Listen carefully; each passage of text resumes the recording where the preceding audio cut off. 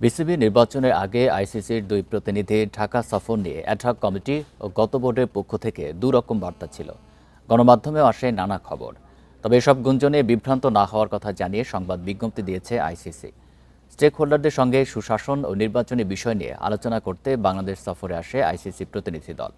ক্রিকেটের নিয়ন্ত্রক সংস্থা জানিয়েছে, বিসিবির সঙ্গে সংশ্লিষ্ট বিভিন্ন উন্নয়ন ও পরিস্থিতি পর্যালোচনার লক্ষ্যে তাদের প্রতিনিধিরা মতবিনিময় ও আলোচনা করেছে।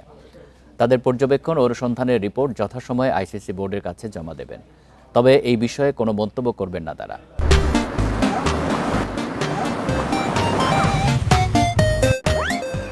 প্রতিনিধি দলের এই সফর নিয়ে গণমাধ্যমের খবর বিশ্লেষণ বা দাবি অনুমান নির্ভর বলেও বিবেচিত হবে, জানিয়েছে আইসিসি।